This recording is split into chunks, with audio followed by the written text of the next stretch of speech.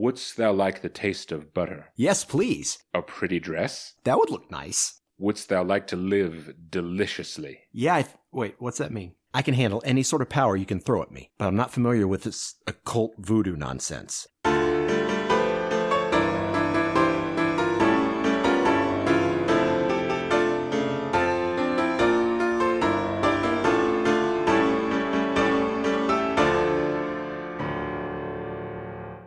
I am Colonel T, Minister of Propaganda of the People's Republic of F, and we've all gathered together today in obedience to the mandatory regulations of the Eternal General Secretary of the Party, our Generalissimos, the fate of the nation, General Secretary F. Despotic I am amongst men, Colonel, and despotic is my ideology, the fruit of my manifesto. Colonel, my forbearance is upon them that fear me, from generation to generation, but I have put down the counter-revolutionaries from their seats. So be it, General Secretary. Today, on The Art of Cinema, we reveal the 5th best film of the 2010s. I said that the last film we discussed, The American, was a simple comic book sort of story that's done exceptionally well. Yeah, for a simple comic book nation. But if you're looking for a story that's not so simple, if you're looking for a complex, subtle, and sophisticated story, then allow me to direct your attention to today's film, The Witch.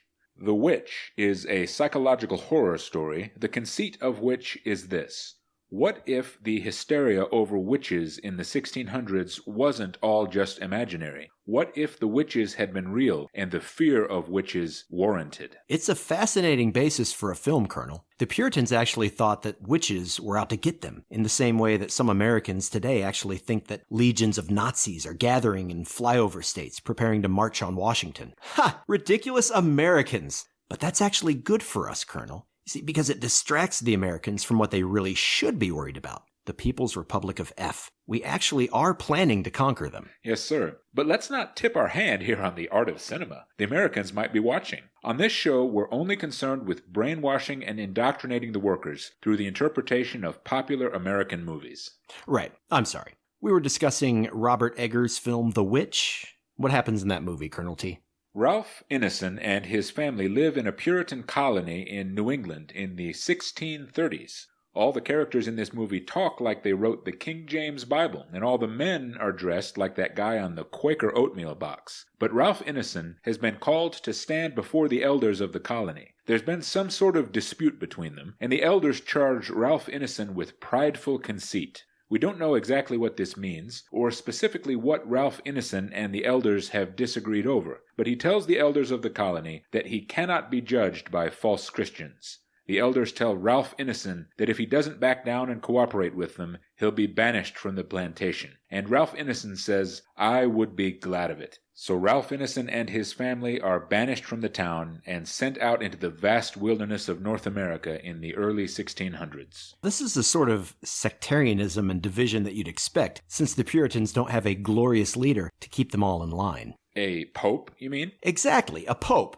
Oh wait, no, not a pope. These are Puritans. My point is that this is a situation that Ralph Ineson can work with. It's a familiar script. He's left his corrupt capitalist imperialist society behind in a spirit of indignation. No doubt he's condemned their fraudulent socio-economic policies. But what should Ralph Ineson do next, sir? I'm glad you asked. First, he needs to write a manifesto that outlines a revolutionary new system of social and economic theories.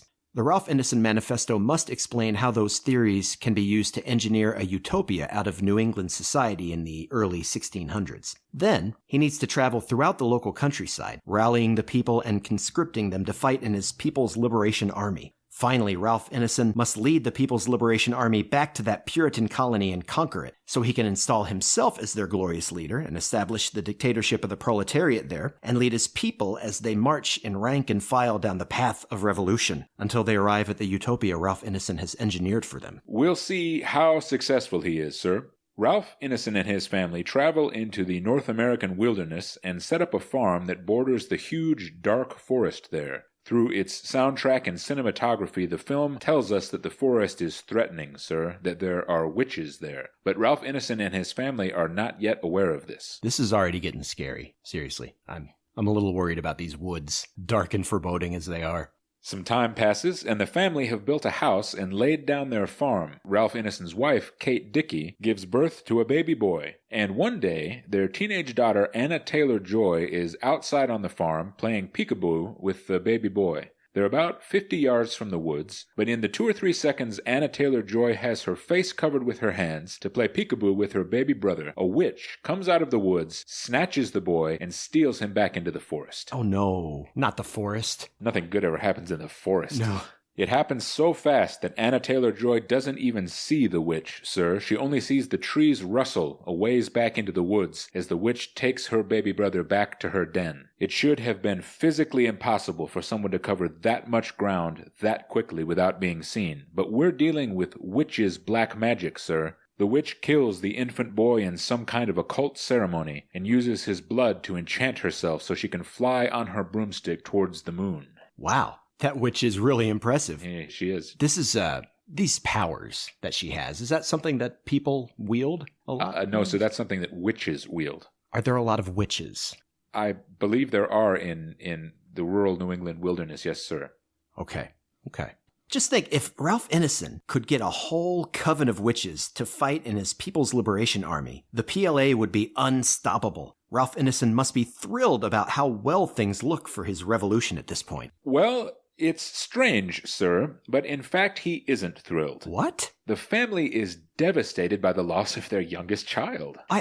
Okay. And we learn that the family's crop has failed, that they're not going to have the grain they need to survive the winter. Further, Ralph Ineson isn't catching any game as a hunter and trapper. At this rate, he won't be able to harvest rabbits and deer to feed his family through the winter either. Oh, how Ralph Ineson suffers for the revolution. Now, it's not clear if this is Ralph Ineson's fault or the witch's fault. Is the family about to run out of food because of Ralph Ineson's pride? Was he foolish to leave the colony when he wasn't skilled enough as a farmer or hunter to provide food for his family? Or is the crop failing and the game scarce because of a witch's spell? The film doesn't tell us, but Ralph Ineson and his family are terrified of starving with the coming winter. My guess would be that the Ineson family is low on food because of sanctions imposed by the U.S. after they started conducting test launches for their nuclear weapons program.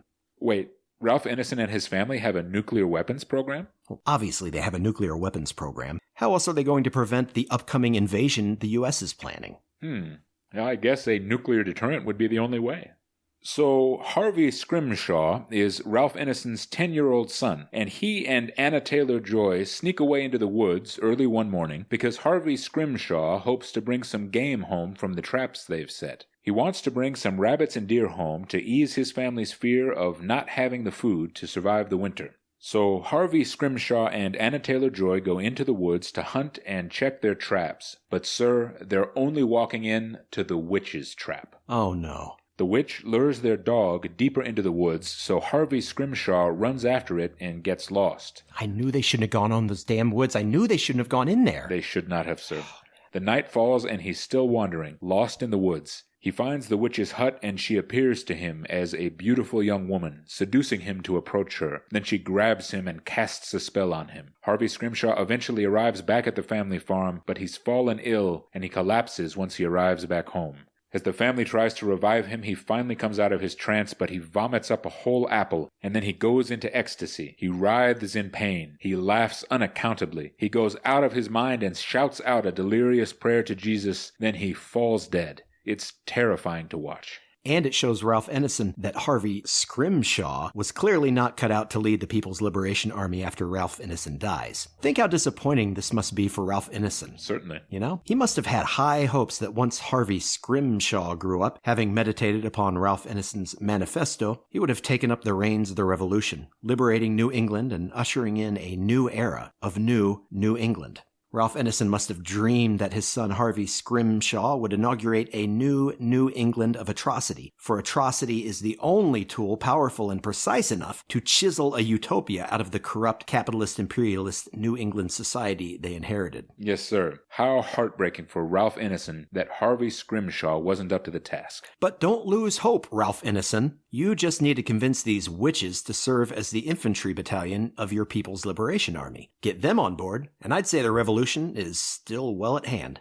The frightening spectacle of Harvey Scrimshaw's death is clear evidence to Ralph Ineson and his wife of the witchcraft that's at work in their home. Now the parents begin to suspect their own children of being possessed by the devil. Is Anna Taylor-Joy a witch? She was the one who went into the woods with Harvey Scrimshaw, the last one who saw him before the spell was cast on him. Oh. And what about the two younger children, the twins? Do they have the devil in them? In fact, we've seen throughout the story that the two younger children have been playing and talking to Black Phillip, a goat the family owns. We've come to understand that this goat is nothing less than an incarnation of Satan, and he's been talking to the two young children to deceive them and cast his own spells on them. This all sounds very racist. Racist against Satan, yes, sir. Against Black Phillip. Oh, I see. I don't notice his color, but I guess the Puritans did. You notice he's Satan, but yeah, not his skin color. I noticed, like, the darkness of his soul, but I mean... Ralph Ineson and his wife are so terrified of their own children that they board them up in the barn for the night. But when Ralph Ineson wakes up the next morning and walks outside, the barn has been broken open. His two younger children are gone, and Anna Taylor-Joy lies there with their blood on her hands. But before Ralph Ineson can respond, his goat, Black Phillip, attacks and gores him. Ralph Ineson falls dead, and then his wife, Kate Dickey, comes outside. It looks to Kate Dickey as though Anna Taylor-Joy has killed her husband, so Kate Dickey is now sure that her daughter is a witch, and that the destruction of her family has been Anna Taylor-Joy's doing. She tries to choke Anna Taylor-Joy, which leaves Anna Taylor-Joy no choice but to grab a knife from the ground and kill her mother. Talk about a letdown. Ralph Ineson utterly fails as a revolutionary. How shall Ralph Ineson, who is unworthy, enter into the utopia of the revolutionaries? If he should dare to enter into the utopia, his capital will condemn him, since it has not been redistributed amongst the workers. And being counter-revolutionary, Ralph Ineson shall be cast out by the soldiers of the People's Republic of F. Anna Taylor-Joy is now alone, her entire family dead. Trying to make sense of it all, she goes into the barn to see if the goat, Black Phillip, is in fact an incarnation of Satan who'd been speaking to her brother and sister. She talks to Black Phillip, and lo and behold, he answers her. He says, "Wouldst thou like the taste of butter, a pretty dress? Wouldst thou like to live deliciously? Wouldst thou like to see the world?" "Yes," says Anna Taylor-Joy. "What will you from me?" So the devil tells Anna Taylor-Joy to strip off her clothes and to sign her name in his book.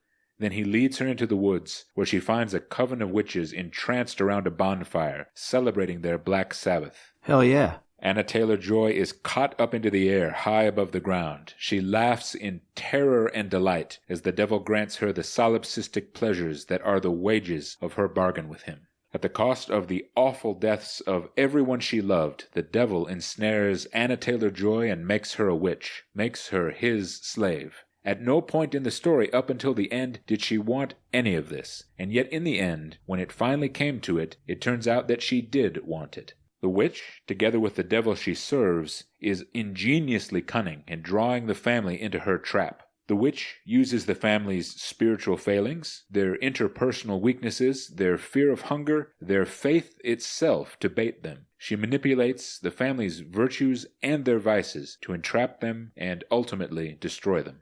So, what have we learned? What has the witch taught us, Colonel? First of all, it's been interesting for me to observe Puritan society in the 1600s. I'd always heard that the Puritans were zealots and fanatics, but obviously they're not nearly committed enough to their ideology because Ralph Ineson was no match for these witches. Colonel T, you and I have these Puritans beat hands down when it comes to fanaticism. When it comes to obsessive maniacal dogmatism, the Puritans are no match for the ideologues who run the People's Republic of F. No, sir. If anyone thinks the characters in this movie are overly obsessed with their Puritanism, they should see the way we force your manifesto down people's throats here in the People's Republic of F. But all is not lost, Colonel. It's true, Ralph Ineson proved incapable of rallying the People's Liberation Army and bringing the revolution to New England. Let's not forget about Anna Taylor-Joy, though. Anna, I'm going to speak directly to you.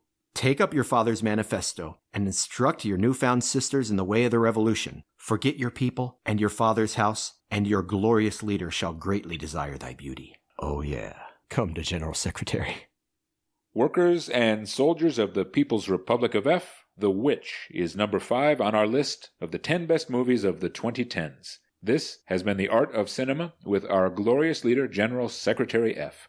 Let us maintain vigilance against the ever-looming threat of an American invasion. You are required to report any non-participation or dissent amongst your comrades. Don't forget to tune in to The Art of Cinema again next time to find out which film from the 2010s is ranked at number 4 in your next mandatory re-education session.